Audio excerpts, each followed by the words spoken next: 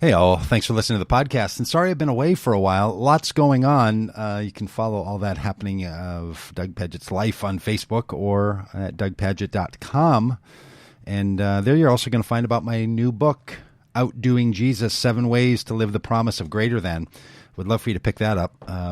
And I'll be sharing some podcasts here in this stream that are related to that book. But today you're lucky because I'm talking with J Dana Trent. Dana Trent has written a book called Dessert First, Preparing for Death While Savoring Life.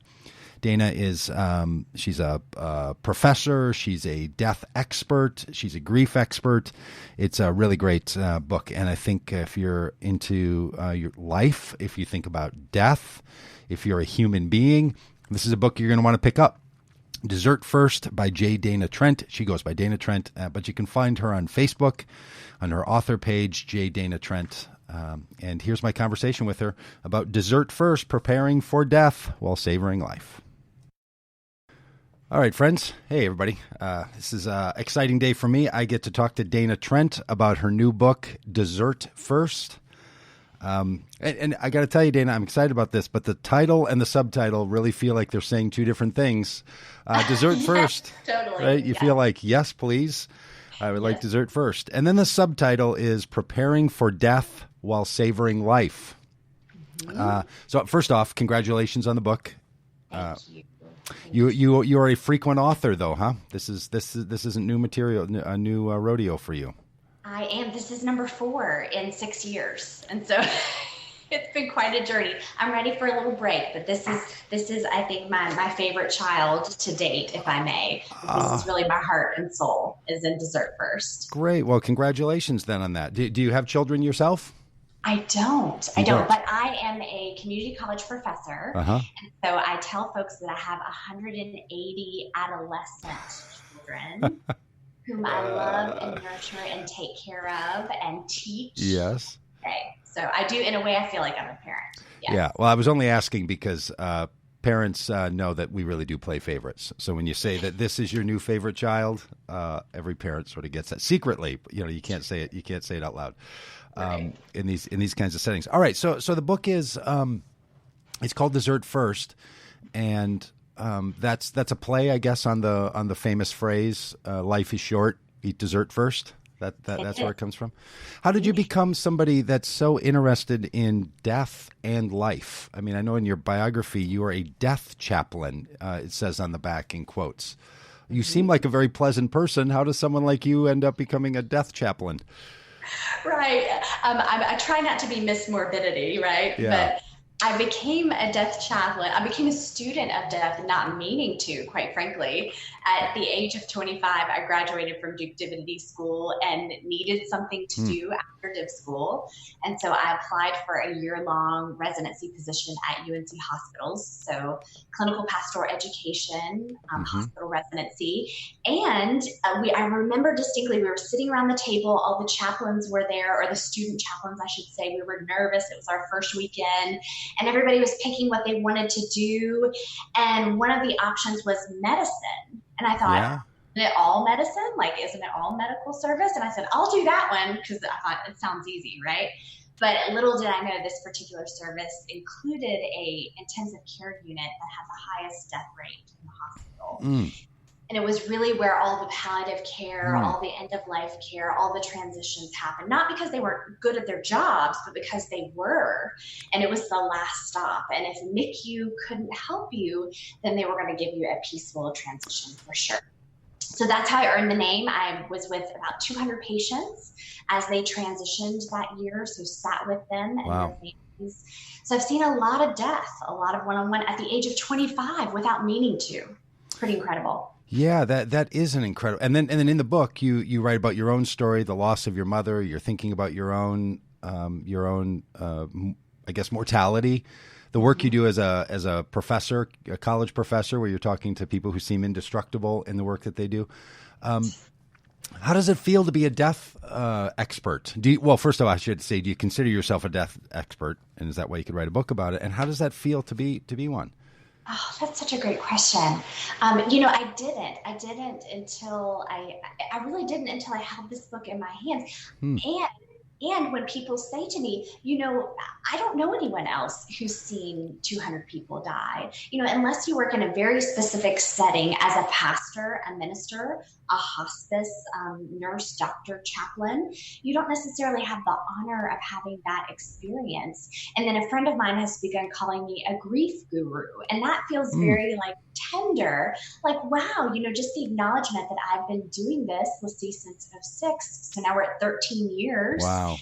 So I guess in a way it does feel like an expertise, but I feel very humble in that it's a great honor to me to consider all the death that I've seen and all the time and space I've had to think about death. We forget that this is really a privilege, especially in today's 24/7 society, to even stop and ask and plan for these big life questions. It's quite frankly a privilege. Yeah, it sure is. Why do you think we don't do it very well in our society? Like, what is it? What keeps us from? I mean, I'll tell you, I am death avoidant. I don't like talking about it. Both my parents have died. I sort of pull away from thinking about. I don't think about my own. I have a sense of when I'm going to die. I don't know if people are like that. You probably get into these conversations all the time, but I have a sense of when I'm going to die. But I don't actually think about it at an emotional level or like talk about it or, I would say generally speaking, I'm uncomfortable with death. I'm not trying to get a free therapy session out of you here, but that's what this book is for. But why, what's up? Like, do you think it's just is that a human struggle? Is that is that something particular in the kind of culture I might have grown up in? What do you think? What do you think's going on? I think it's both and. I think it is a human struggle because, as my death mentor, Stim Hawkins, said, we fear the unknown. We don't know where we're going. Even though the death rate is 100%, we still have not yet had that experience. We haven't done it. And we always fear things that are unfamiliar to us, especially something as scary as death. I mean, it's not like going on a roller coaster for the first time. Right. You're going to, fingers crossed, live to tell that story, right? Mm-hmm. That's not the case with death. So I think that's the first thing.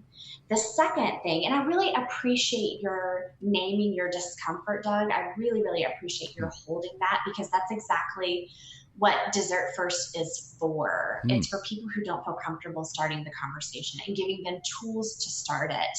The discomfort comes from the fact that we live in a culture that tucks death away behind the curtain. Hospitals, nursing homes, where we can't see it. Everything is nice and tidy.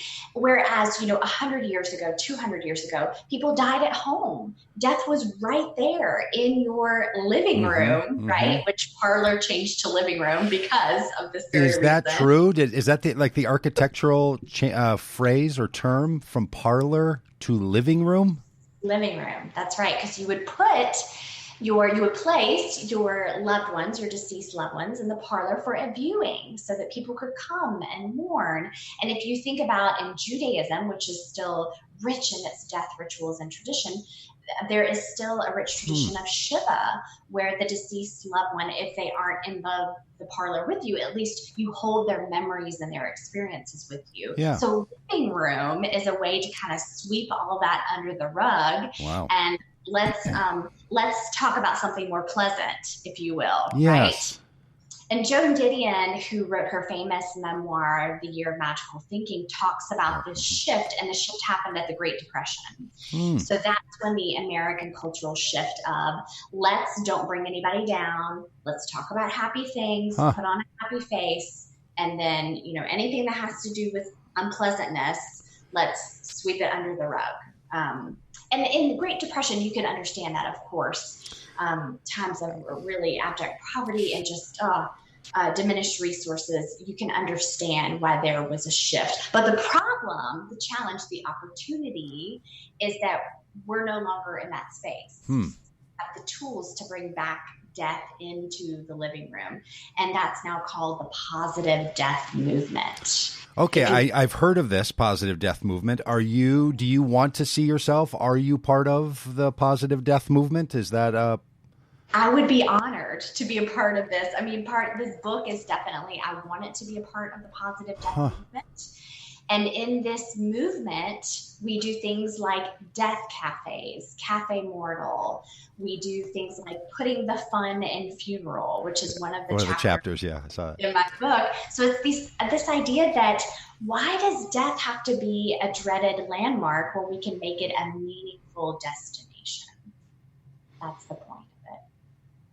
Well, I guess because it's death, right? Like why would it, I got a pretty good answer for why it would be why it would be death. And I wonder if and I know the book is also about grief. So really it's not just about death. It's really grief because grief visits all the deaths that happen in our life, right? Deaths of dreams, deaths of friendships, of relationships. So there's a lot going on.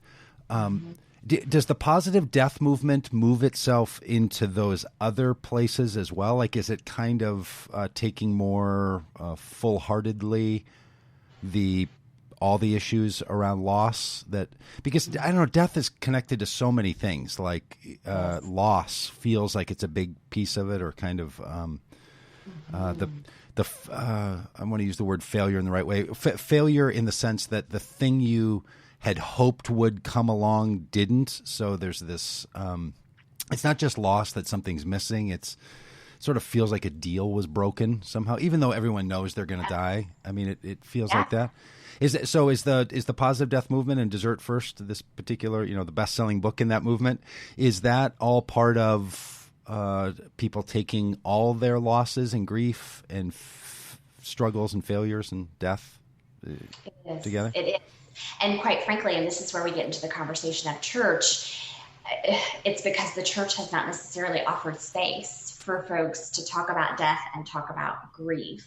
Mm-hmm. And so you get reports like the How We Gather report from Harvard Divinity School, which includes one of these positive death movement groups called the dinner gathering or the dinner table, where folks gather for a dinner club, a supper club, and the topic on the table is grief. So how do we deal with grief in the 21st century? And you're right in that death encompasses all of these subtopics, in that you've got the practical and the legal matters, you've got the spiritual matters related to death, and then you've got just the straight up grief, just the loss of having to cope with death. And you're right, going back to your original question of discomfort, we do feel really uncomfortable talking about all of these things. And what's cool about the positive death movement is that people are starting to hold space in sometimes traditional and untraditional ways for people to talk about it, because they do feel discomfort talking with their family members about it, for instance, right? So maybe your kids aren't keen on you talking about death, or you don't feel comfortable, but it could be that you go to your local death cafe at your local independent bookstore and meet strangers and talk about really profound I'm things. having a panic attack hearing you say that. Go to your local death cafe and hang around these other people. Okay. And hang around. Yeah. You know what's cool about the death cafe movement is that the founder actually, well, I shouldn't say cool, that's sort of sacrilegious, but it seems like he had a notion that his time was coming, because he actually died at a very young age, just a few years after he started the Death Cafe movement. So that makes you take a deep breath. So I was just with a friend who lives in New York City, and something came up about death, and he said, I think culturally, death as a cultural conversation point is on the rise. It's in film, it's in, and people are doing different things about it. I mean, he feels like there's this whole thing happening in American society.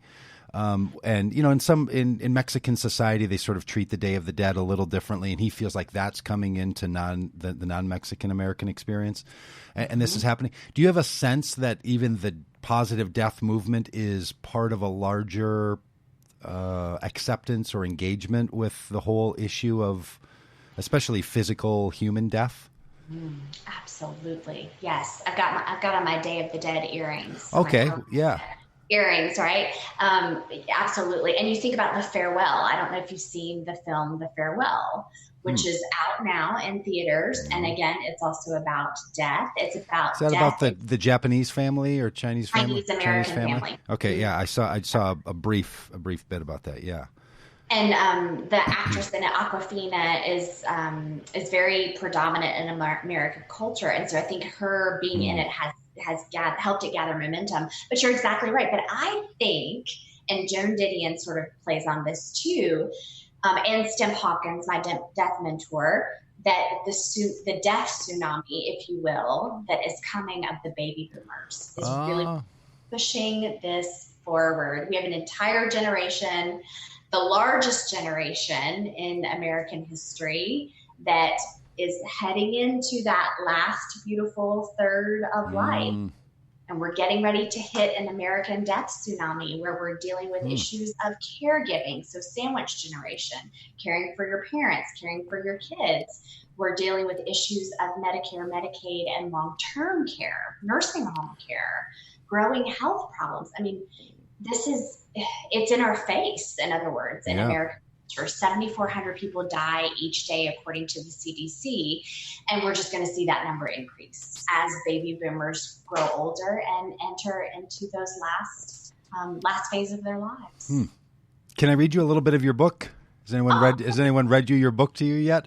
Yeah, I'm so honored. Thank you. It comes from chapter 9, the chapter you mentioned called "Putting the Fun in Funeral." Which, by the way, all the reviewers on the back sort of make the point that Dana is not a morbid person, and it's actually quite appropriately humorous and sort of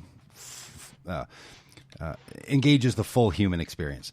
And you have a little bit of your biography all throughout the book. I mean, it's not a memoir, but you are present throughout the book in your own development. And this little section has a bit of that. And I wanted you to say something about it after I read 3 paragraphs to you or so.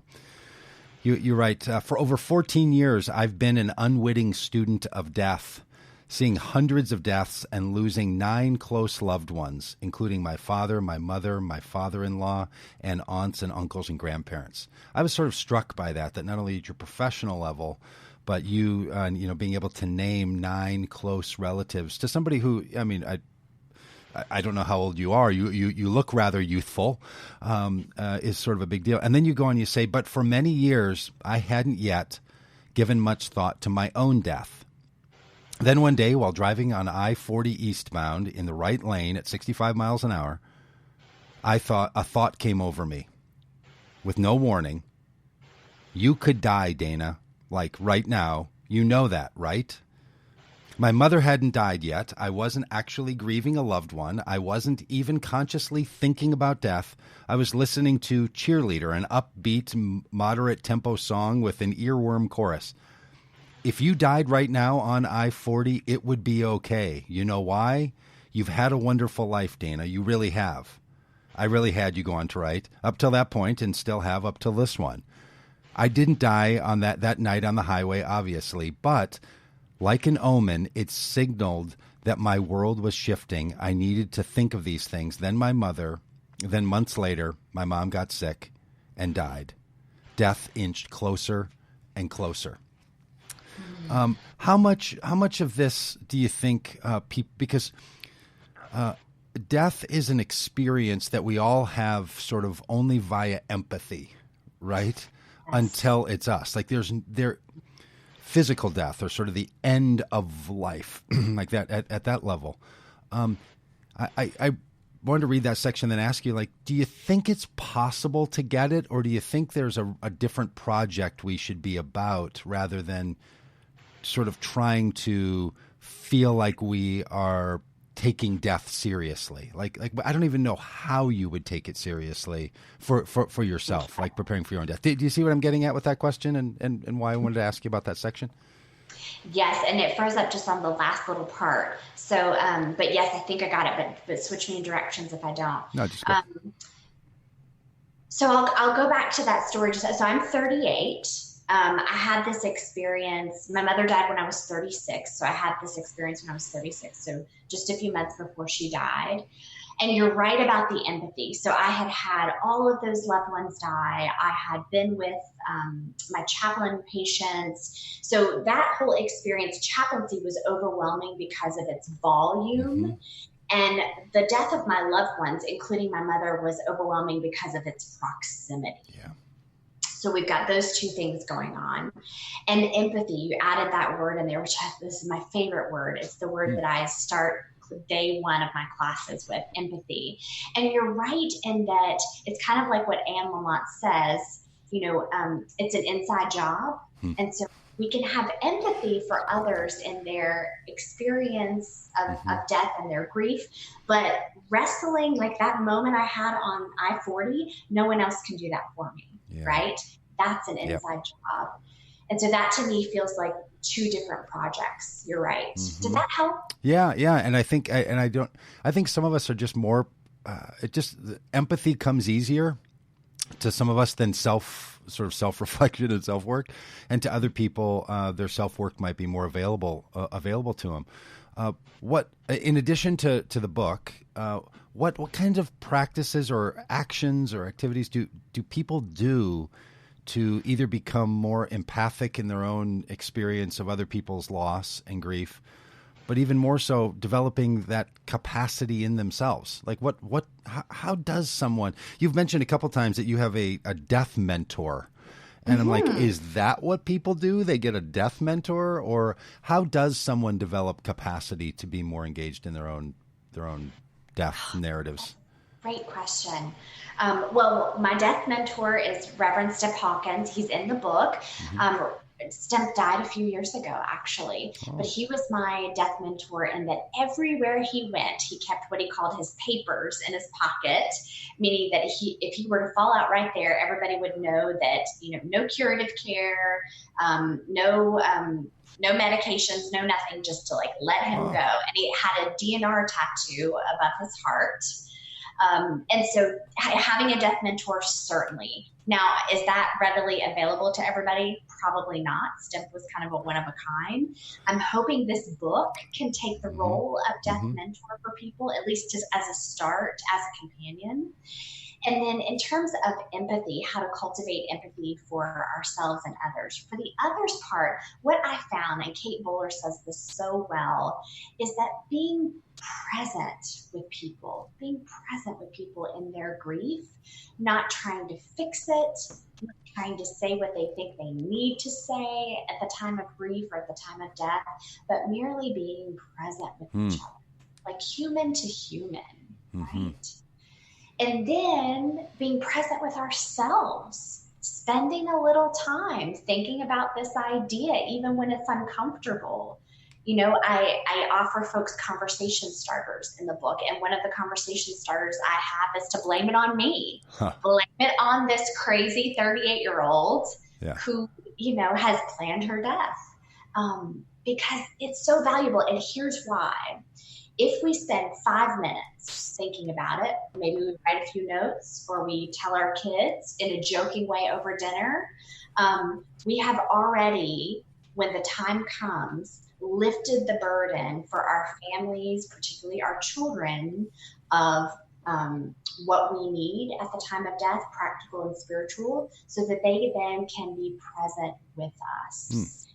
It's really a gift that we can give other people, our loved ones who are going to be with us. So when you say plan your death, you mean what goes into that? Do you mean like how you want your body to be treated afterward, what you want your post-death wishes, or do you mean not having directives, or do you mean how you're going to talk about it? What level of planning does someone go into when they, in your mind, in a full ebbed way, can plan their deaths? That's a great question. So we have tons of resources in the back of the book, and they range from the practical, like what, legal, practical, what you talked about, what to do with my body after death. So that would be number one, right? That's going to be like the number one thing in terms of making a decision for your loved ones that will ease their stress tremendously, right? Burial, cremation, what have you. A lot of people do pre-planning and prepay their funerals, for instance. But I think more importantly, because we live in a curative society, meaning that, Doug, if you and I go to the emergency department, they're going to do everything they can to save our lives. Nothing wrong with that. But if you and I are 115 years old, right? Yes. And we've been on Good Morning America, and Al has said happy birthday to us 10 times already, you know, with the Smuckers frame. Yes. You know, we don't, if we're 115, we don't need all of that curative care. At least that's my sense, right? So it can range from what do you want medically to where do you want to be buried or cremated to what do you want spiritually, religiously, you know, what prayers, what rituals, your service, your funeral, those kinds of things that you don't think about it stressing people out. But if you are just stressed and uncomfortable thinking and having the conversation, imagine, you know, how stressed your children and grandchildren can be when they're thinking about, oh gosh, what did dad want? What did he say? Oh no, he never told us. We're not sure. What do we do? And that's pretty common, isn't it? I mean, not only do people not have these kinds of decisions made, so many people don't even have they don't have a will that would be functional. You hear this when it happens to famous people, but it happens to all kinds. Do you have a sense that if someone engages in this practice that you're talking about, like saying, here's what I want to happen with my body, or here's how much intervention I want toward the end of life, or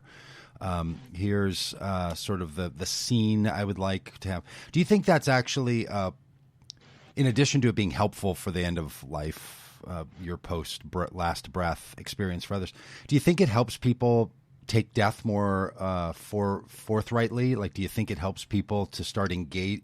Is one of the reasons you suggest this that people will start engaging in death conversations? And this is sort of a to-do list, a checklist way of getting people to start thinking about their own mortality and therefore dealing with their own loss and grief and kind of preparing for life. Like, do you think it's a life practice? I do. I think it's an everyday life practice. I do. And I think when we do it and we do it well a little bit every day, I actually think life becomes much sweeter and much more precious to us. You know, there's a saying, the days are long, but the years are short. So I think when we employ these practices, it gives meaning to our lives and to our days. And that's really important. So, okay, I want to ask you about this too, because you know a lot about grief, and you've got all these great resources in the back of the book. People, you use a metaphor that I think one of your mentors suggested to you about thinking about the grief as a train with these different train cars, which I thought was really helpful. Thank you. But one of the things that happens with grief is people kind of compare their grief to other people's grief, or they compare the length of time that someone grieves. And it seems like we all operate, our trains sort of move at different speeds, or we're in different time zones or something around this. You know, some people will still feel the weight of grief from decades ago of a loss. And they meet others and people are like, well, didn't that person die 25 years ago? Like, why is this still a thing? Or people feel that about themselves, right? They start having a grief experience, and someone says, and then they say to themselves, I shouldn't be thinking, I shouldn't still be feeling this. I feel like I'm stuck. I feel like my train is stalled or has jumped the track or going in reverse. So just a couple of questions for you about that. Like, how should we talk to each other? Question one. And question two, how is it that that people should be thinking about their own grief patterns? That's great. I mean, those are two amazing questions. So talking to each other, this is where, you know, Kate Bowler's book is particularly helpful. So Everything Happens for a Reason, meaning, you know, it talks a lot about the things that people say when we're grieving or ill or receive a diagnosis, and how we can instead just be present with each other. You know, if one of your dear friends says, you know, I'm still struggling with this loss, instead of saying to them, well, I don't understand why you're struggling, or it's time to get over it, which you would never say to them. But, you know, people do say that to others, especially, you know, outside of ministry contexts.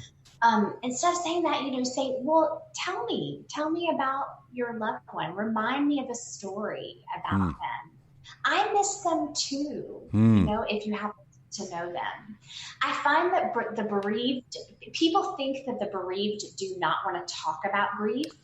And often just the mention of a story, a memory, looking at a Yeah. photograph together, saying their name can really be quite healing and quite what the griever needs in that moment. So that's a useful thing for us to sit with each other in grief. And your second question was about timelines and the grief train. Yes, and this is, I think, a really helpful image, because one of the things that is really important that I hope folks get from this book is that grief doesn't go away; it just changes shape. Grief doesn't go away; it just changes shape. And the idea that you are on the train, you're on your own unique grief train, is this idea that there are hills and valleys and stops and starts, and sometimes you're going backwards and forwards, but you're on the train. You're on the train, and it's yours. It's yours uniquely. And so, tomorrow is the 2-year anniversary of my mother's death, actually. And so I thought, wow, we're having this conversation right now. And I was looking at the grief stations, and I'm like, okay, I'm at station 1. Timekeeping, meaning making, identity, talking about grief, death, acceptance. Yeah. I'm hitting all those stations right now. And it's the idea that 2 years out, the grief doesn't go away, but it does look different at day 1. How is your, so you're 2 years in? I'm interested in this. How is your grief pattern going? Does it seem to be like, as a professional in this way? Does it feel like you're on track? Like how does a grief pro and a death pro think about her own grief process? Oh man, I tend to be. I need to practice what I preach. Sure, right. That's why most of us preach. Amen. Right, that's the whole reason. Yes, I started rereading the book again last night, and I thought, oh wow, this is really helpful. I needed to hear this. Sure. It's kind of like taking your own medicine. Yeah, right. So in that way, I'm going back through and sort of, like I said, getting, practicing what I preach. I am a griever. I'm 2 years in. I find that where I am in terms of station right now, of course, I'm in timekeeping, but I'm also beginning to. I vacillate between identity and meaning making. Identity in that I'm an orphan in the world. Both of my parents are gone. Who am I if I'm not a daughter, right? These past 2 years have been about my becoming Dana, the grief guru, or the world religions professor, whatever she is, because I was a daughter for so long. I was someone's daughter. So becoming that person. I will also say too that there are some days, yesterday was one of these, where my heart still feels like it has been shredded by a cheese grater, Yeah. Like it's emotionally, it will never be the same, even though the substance is there. Yeah. But that's not every day. And what helps are these kinds of conversations. I'll tell you what helps the most is people who are willing to hold space and talk about this as a real part of life. That's so helpful. Yeah. Do you have a sense that there's different kinds of people, introverts, extroverts, and all that? Do you think people on some of those measurements, or there's lots of temperament models? Do you think different kinds of people should experience grief differently? That they should use they should approach it independently for who they are? And you have this great line where you say that a grief is an individual. Like you might ride that train alone, I think was the phrase, right? Yeah, but do you think there's a different way certain kinds of people should take on grief, especially death grief, grief around death or the loss of a person from their life? Absolutely. Yes. My husband and I, so I have a whole chapter dedicated to the loss of our fathers. They died 1 year apart. And my husband is a devout Hindu. Of course, I'm a Christian minister. So you have those two differences, right? Immediately. And then you have the differences of who we are as people. And you use the word should, which I like, but also I would say they do grieve differently. Like it just is. He is an Enneagram 5. I'm an Enneagram 2. And so for him, it's ideas and philosophy. For me, it's people and feelings and helping, right? Mm-hmm. And so he's very like standoffish in his grief, and I'm very like emotional and tenderhearted with mine. Last night at dinner, we had conversation and tears about this very thing. This is what I need in my grief right now, and him meeting me in the middle. So I think when it comes to partners and family, especially partners and spouses, your roommates, that has to be an understanding that happens early on. Because you have to live with that person, right? Yeah. So having those conversations, but I think having the knowledge and the awareness that the way I grieve is not going to be the way Fred grieves. It's not going to be the way you grieve or grandma grieves or your sister grieves. Everyone is different, and we have to respect that, and we have to hold it for each other. Yeah, it really feels like that might be one of the big struggles with us in culture of dealing with grief is it takes a high level of self-awareness and self-understanding to know yourself and in relationship with or contrast to another person and how they're doing it. And then you find a way to be supportive and helpful while not being prescriptive and demanding. And like, that's just really, and then you put into that someone starts, having emotional reactions of crying or sadness, or their eyes drift off and they start, they sort of disengage to think about something. That's just all really, really hard to do. Yeah. There's a lot. Which I think is one of the reasons we avoid talking about it. Totally. Right? Totally. It's, yeah. And it, and I'll just say this because I feel it, and I don't want to sound like an unthoughtful person. Because grief feels like a really long train that goes and goes and goes. Any moment of engagement with someone, to some people's feelings, and I might be in this camp, it can feel a bit like you're well, this isn't going to do anything anyway. Like they're kind of in the middle of this, and no matter what I do or say really isn't going to help. So why don't I just find a way to back out of this sort of as fast as I can to let that person do what they're doing, and rather than feeling like I'm sort of spending time on something that's not helping. So I'm not trying to make the support people the main process of grief, but I feel that sometimes when I'm with people who are experiencing deep grief is I don't know, there's a lot I can do. So some of us who are on the more avoidant side of difficult situations, we just sort of walk away. Is that pretty common? You think that's what people do? Absolutely. Yes. And I think, depending on your personality, your Enneagram lead type, I mean, there's all the circumstances of the grief, the dynamics of the relationship. We haven't even gotten into family systems and family dynamics, right? But all of those factors. And I think you have to, trust your intuition when you are in relationship with a grieving person, and B, do your best to be present as much as you can and as much as your energy allows. In other words, you also have to check in with yourself as the person who is friends with the griever. Okay, I do need to back away because I feel that this is a tug on my energy right now. And maybe I can do this instead for them. Yeah. Right? Yeah. It's perfectly okay to also ask,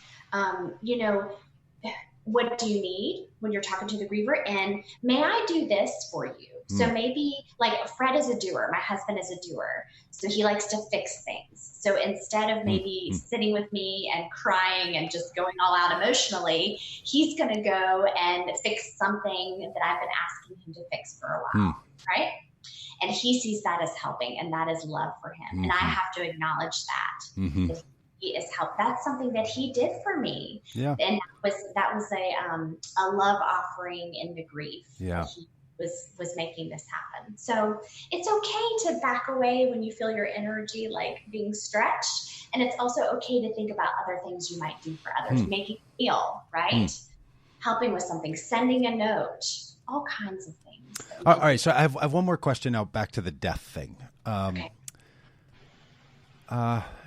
It feels like in our society, we're kind of at this place where we're trying to decide, do we embrace death or do we continue to resist it?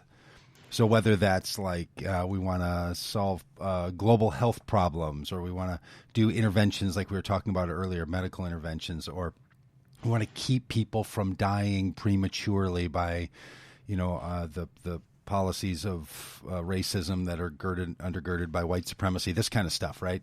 Right. Like there's all this kind of activist energy to do something like keeping death as an opponent. Right, I think to the Christian tradition, using that phrase, where, oh, death is your victory, this kind of thing. Like, no, we're gonna, which can sort of seem like a foolhardy human enterprise, right? Because it's the one thing, as you brought up earlier, it's one thing we all have in common, right? We're all born and we're all going to die. And so there's some like premature death is kind of what we mean, I think, most of us. Yes. But I've watched people heave and grieve with the fullness of human emotion at funerals of people in their late 90s. Right. Like, so I don't know that it's just, hey, if you get a good long run, then we can celebrate. Then we can celebrate death. It still feels like it was sort of so. Do you think there's something in us that in a society, our culture and society, where we really do have to kind of come to terms with where we are around death or not? That we either, because it feels binary, right? It feels like you either embrace it or you're kind of a deist and sort of like, well, everybody's going to die, so right. And right. I know that's not what you mean, but it feels like those are the two walls to the room. Totally. Yes. Like, are we going to be fatalistic about it? Well, right. We don't need to do anything about public health. We don't need to make any, policies, gun violence policies, because everybody's going to die anyway, and just forget about it. Right. We definitely don't want to land on that side. I think when it comes to public health policy, when it comes to gun violence in America, when it comes to activism and justice and racial issues, we want to move to the side of what can we do in these instances where death is preventable, like literally preventable, unnecessary, premature, where we could use a little nudging as a society is when we are getting to that tipping point, if you will, where we're crossing the threshold of midlife. We've got a life that we can review and look at, but also a life ahead of us. And I think when we implement death at that point, wherever that midpoint is, for me, it's like I'm in it. I'm in it right now at 38.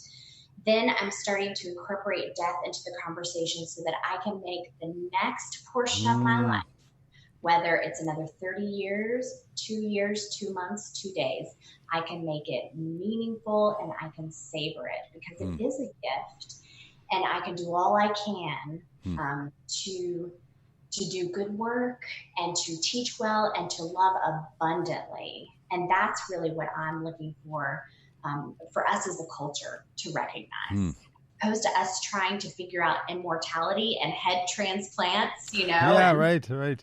Cryogenics. Cryogenics, yeah, and like data downloads of our brains. Yeah.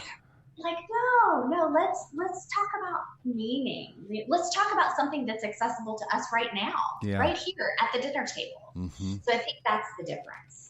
Yeah, because I guess you're right. I mean, I guess fundamentally our struggle with death is that we struggle with just sort of what humanity is anyway. Yes. I don't know if you know a comedian named Pete Holmes, but Pete Holmes I think is sort of funny, and he has a special that I watched on an airplane. It's like a stand-up special, and he talks about he has a bunch of friends that are part of the atheist movement and all. He's like, "Look, I'm all for it. I think it's all great." And he said, "But anytime you start talking about like God or afterlife, anything, people are like, look, that doesn't make any sense, right?" I'm sort of going to ruin his bit, but he's like that. They'll say that doesn't make any sense, and then he goes, "You know what else doesn't make any sense? All of this doesn't make any sense. Nothing makes any sense. Like, we're standing on a globe and you're hanging upside down off of a planet, and we have no idea how anything makes sense. What are you talking about? Doesn't make sense."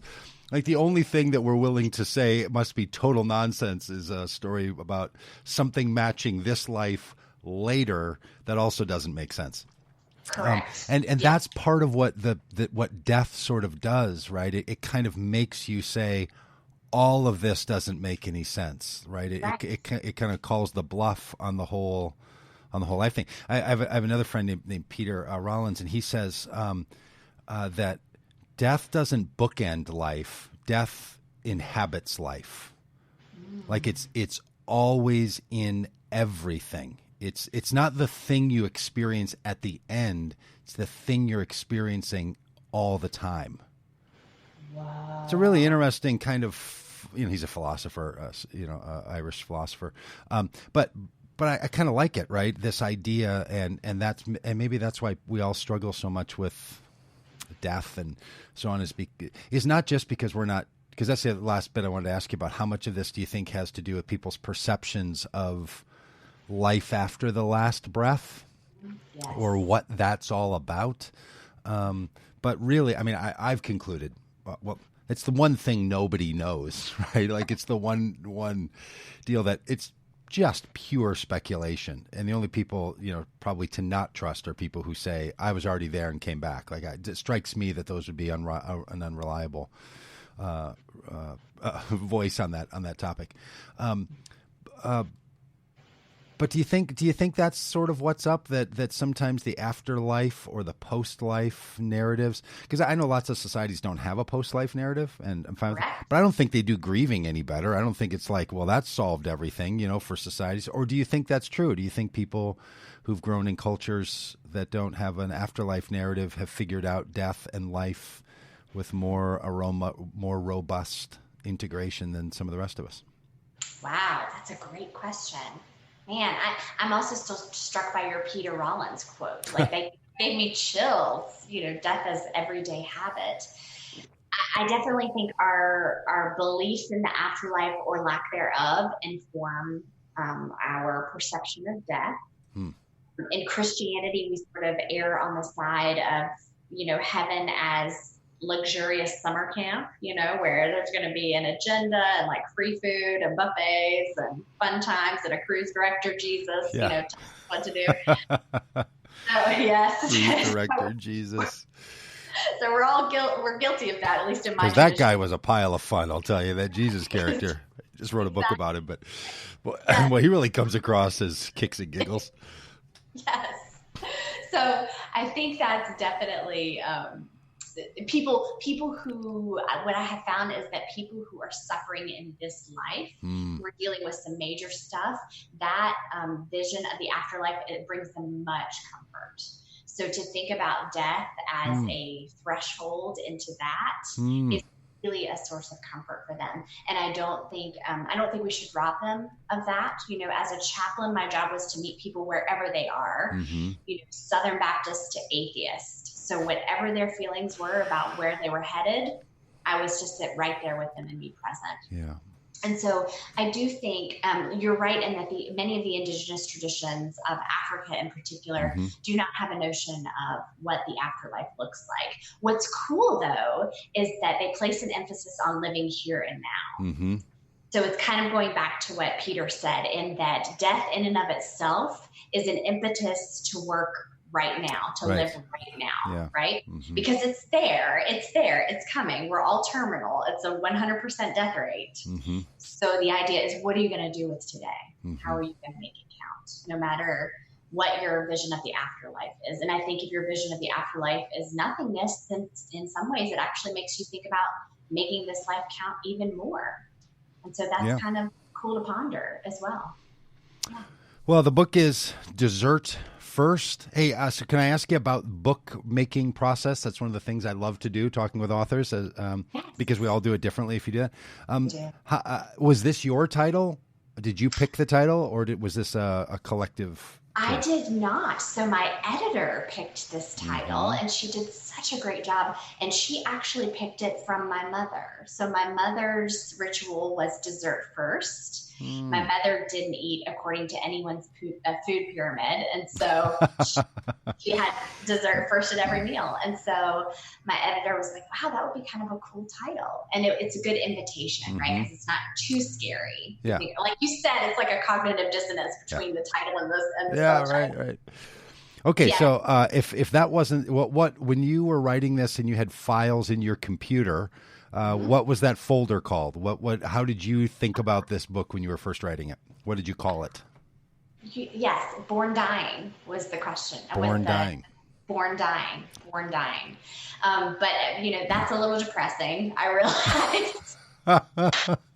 And so in order not to be Miss Morbidity, I opted, in agreement with editor and everyone else, Chalice Press, that yes, dessert first. Yeah, Dessert. yeah. I Yeah. mean, they get to the same place, I guess, but they really do come at a different a different level. So did you go through on your computer and change all those file folders to Dessert First, or did you leave them as Born Dying inside the I did. archives? Well, we finally landed on a title, and it was the last minute. We really struggled with the title on this one, finding the right one that would be an invitation and a companion for people. But yes, and I wrote the book in about 4 months. Yeah. Yeah. Okay. That was going to be my question. How do you write when you do it? So this one was 4 months. This one was 4 months. Yeah. And what's your writing flow pattern? How do you do it? So I keep a spreadsheet with all of the chapters, and I keep a word count of where I am in each chapter, and then a total word count that I need to meet. So I always know percentage wise where I am in terms of my word count goal, which is really crazy, but it helps me like stay focused on the goal. And I know I need to do 300 words a day in order to meet my deadline. I'm a deadline person. Okay. And then in terms of, I finally learned to organize a manuscript so that I can, jump back and forth within chapters in Microsoft Word. And I'm also a morning writer. So I get up if I'm on book deadline, I'm up at 4 at my computer writing without fail. That actually seems like a pretty good time to have to write about death when you're waking up at 4 o'clock in the morning and sitting in the dark in your house. Okay, so do you write with music on in the background? No music? What do you do? When I am just straight up writing, I do write with music. I have a writing playlist on Spotify. It has a ton of sad songs that remind me of lots of different emotions in my life. And then, when I'm editing, the music has to go off. Yep. Because I really need to think out loud. But yes, good question. And do you have a there are many seasons, elements, timelines of the book, like ideas, and then writing, and then editing, and marketing, and re-editing, and yes, and this business, traveling around on the internet, chatting to people. Do you have a part of it that's the more life giving, and a part of it that you realize, wow, this is why they call it work? Yes. It is this that we're doing right here, right now is extremely life-giving to me. Like talking to you, Doug, is like, oh my gosh, I'm freaking out. I've been freaking out a bit. This is life-giving because it's you and because it's this space. What is hard is, I think all writers struggle with this. I love the writing part. I love having these conversations, but the marketing part, and marketing is such a bad word, being shy about giving these gifts to the world once we've created them. I tend to be very shy about it and think, who's going to read it? Is it really useful to anybody? All that self-doubt stuff. So that's the part I really struggle with. Yeah. Well, congratulations. Book number 4 called Dessert First, Preparing for Death While Savoring Life. Dana Trent goes by J Dana Trent in her writing life. So if you're looking it up, and I hope everybody buys a copy and shares it with others. And thanks for the book and for talking with me today. Oh gosh, my honor. Thanks so much, Doug. Thanks for having me.